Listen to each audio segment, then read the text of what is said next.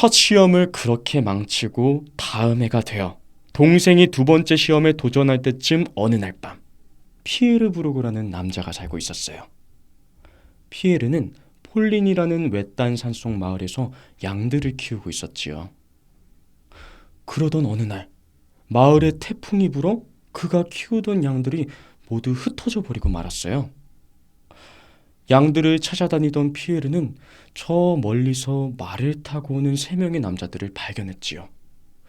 그리고는 그들에게 달려가 자신의 양들을 보았냐고 물었어요. 그러자 그 남자들은 양을 찾아주는 대신 피에르에게 악마의 도구가 될 것을 요구하지 뭐예요? 잠시만요. 네. 그 악마의 도구 얘기할 때 좀 더 뭔가 무서운 느낌. 네. 가능할까요? 네. 양들을 찾아다니던부터 해볼게요.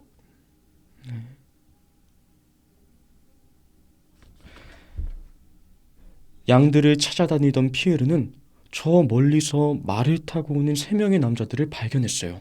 그때 건물만한 코끼리의 발이 눈앞에 쿵 하고 나타났어요. 여자는 깜짝 놀라 뒤로 자빠지고 말았지요. 그러고는 식은 땀을 훔치고 안도의 한숨을 쉬며 자신과 함께 놀랐을 뱃속의 아이를 달래듯이 배를 어루만졌답니다. 그로부터 몇 개월 뒤 마을에서 우렁찬 아기의 울음소리가 울려 퍼졌어요. 뱃속에 있던 그 아기가 드디어 세상 밖에 나온 것이었지요. 하지만 그날의 충격은 아이가 커갈수록 코끼리의 모습을 서서히 닮아가게 했어요. 캄캄한 뱃속에 있을 때 자신을 깜짝 놀래킨 바로 그 코끼리를요. 생각지도 못한 무서운 대가에 피에르는 불안해했지만 자신의 소중한 양들을 빨리 되찾는 것이 중요했지요. 피에르는 어쩔 수 없이 그들의 왼팔에 입을 맞추고 사탄의 신하가 되겠다고 맹세했어요. 그러자 그들은 피부는 동물의 가죽처럼 두껍고 울퉁불퉁해져갔지요. 그때 놀라운 일이 벌어졌어요. 피에르가 늑대로 변해버린 거예요. 그리고 또 다른 연고를 바르자 다시 인간으로 되돌아왔지요. 늑대로 변한 피에르는 코끼리의 겁에 질렸던 그 옛 경험을 들려주곤 했답니다. 사람들은 놀라워하며 고개를 끄덕였지요.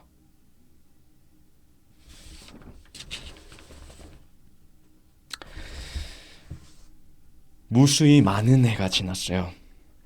무려 150년 가까이 되는 세월이 흐르고 영국의 아주 권위 있는 법의학 저널에 한 조사 보고서가 실렸어요. 잭 더 리퍼는 바로 이발사 아론 코스민스키다.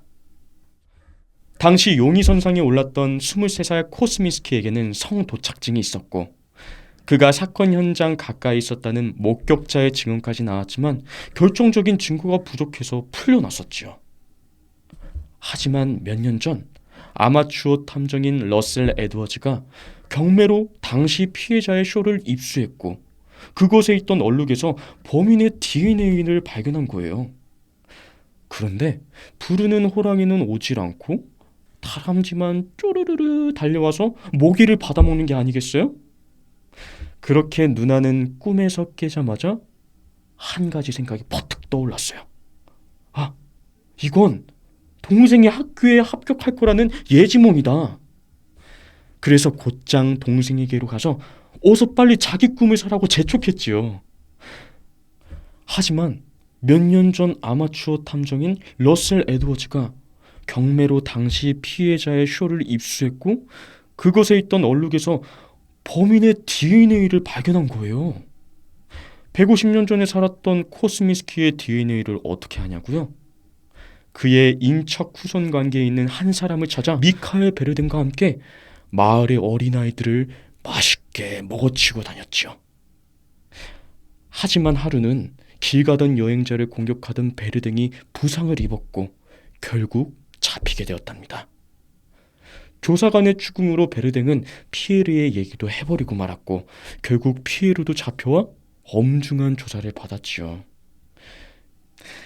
잭 더 리퍼가 활동했던 시기와 홈즈가 런던을 방문했던 날짜가 일치하고 그 기간 동안에 자백할 수밖에 없었어요. 재판 끝에 그들은 화형에 처해졌지만 피에르와 베르댕 말고도 미국식 표현을 사용하기도 했을 뿐만 아니라 둘의 필적은 무려 97%나 일치했어요. 홈즈가 미국에서 런던으로 넘어가 그렇게 끔찍한 살인을 저지르고 다닌 바로 그 잭 더 리퍼인 것이 분명했어요. 여자는 깜짝 놀라 뒤로 자빠지고 말았죠.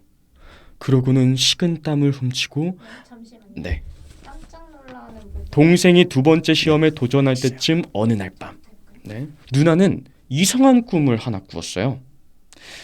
창밖에 동물이 3마리가 있었는데 한 마리는 몸집이 굉장히 큰 짐승이었고 다른 한 마리는 조그만 다람쥐, 그리고 마지막 동물은 호랑이였지요. 잠시만요. 네. 삼각대 동물 3마리 할 때 네. 3마리 그 익선도 해줄 수 있을까요?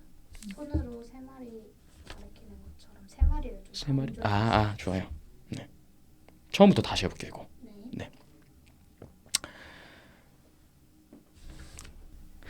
하지만 그날의 충격은 아이가 커갈수록 코끼리의 모습을 서서히 닮아가게 했어요. 캄캄한 뱃속에 있을 때 자신을 깜짝 놀래킨 바로 그 코끼리를요. 아이가 2살이 되던 어느 날엔 얼굴에 여러 개의 혹이 자라기 시작했고 팔은 점점 부풀어 오르더니 5살이 될 때쯤에는 몸통만해진 발로 비틀비틀 걸어 다녀야 했어요. 누나는 창밖으로 먹이를 내밀며 호랑이를 불렀어요. 꿈이 아니라 현실이었다면 호랑이를 보자마자 막 무서워서 바로 도망갔을 텐데 말이에요. 시간이 흘러 어른이 될수록 더더욱 코끼리를 닮아가는 그를 사람들은 엘리펀트맨이라고 불렀어요. 어떻게 이런 모습을 가지게 되었냐고 사람들이 물을 때면 그는 어머니의 뱃속에서 코끼리의 겁에 질렸던 그 옛 경험을 들려주곤 했답니다. 사람들은 놀라워하며 동생에게로 가서 결국 잡히게 되었답니다. 조사관의 추궁으로 베르댕은 피에르의 얘기도 해버리고 말았고 결국 피에르도 잡혀와 엄중한 조사를 받았지요.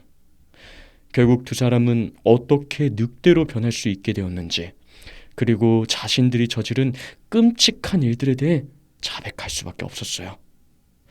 재판 끝에 그들은 화형에 처해졌지만 피에르와 베르댕 말고도 악마의 연고를 발라 늑대로 변하는 사람들이 프랑스 곳곳에서 발견되었어요. 그래 합격했지만 아, 결과가 만족스럽지 못한 부분 좀 더 살려볼게요. 네. 어서 빨리 자기 꿈을 사라고 재촉했지요. 꿈을 산 동생은 발견한 거예요. 150년 전에 살았던 코스미스키의 DNA를 어떻게 하냐고요? 그의 인척 후손 다시 해볼까요? 다시 할게요. 이런 느낌보다도 좀 다른. 아니요, 괜찮았어요? 네. 그런 네. 소리만 하고 네. 네. 어서 빨리 자기 꿈을 사라고 재촉했지요. 꿈을 산 동생은 그의 학교에 합격했지만 결과가 만족스럽지 못했어요. 그래서 다음 해에 또다시 시험을 준비하였고 그렇게 3번의 도전 끝에 결국 원하던 학교에 입학할 수 있었지요. 누나는 그때의 꿈에 대해 지금도 이야기를 하곤 한답니다. 꿈속에서 정체를 알 수 없던 큰 동물은 이미 시험을 망쳐 지나갔던 첫 번째 해, 먹이를 보고 달려온 다람쥐는 그 2번째 해에 붙을 학교, 그리고 자신이 불렀지만 아직 오지 않았던 그 호랑이가 바로 3번째 시도에 들어갈 학교였다고요. 사실 잭 더 리퍼는 미국인이었죠. 그건 놀랍게도 바로 헨리 홈즈, 그 유명한 미국 최초의 연쇄살인범 말이에요. 잭 더 리퍼가 활동했던 시기와 홈즈가 런던을 방문했던 날짜가 일치하고 그 기간 동안에 미국에서는 홈즈의 행적이 발견되지 않았답니다. 게다가 꿈속에 호랑이 대신 다람쥐가 오는 바람에 1년의 시간이 더 필요했지만 결국 원하던 그 학교에 가게 될 꿈이었다고 말이에요. 그렇게 누나가 꿈을 대신 꿔준 덕분에 동생은 오랜 기간 목표하던 바를 이룰 수 있게 되었지요.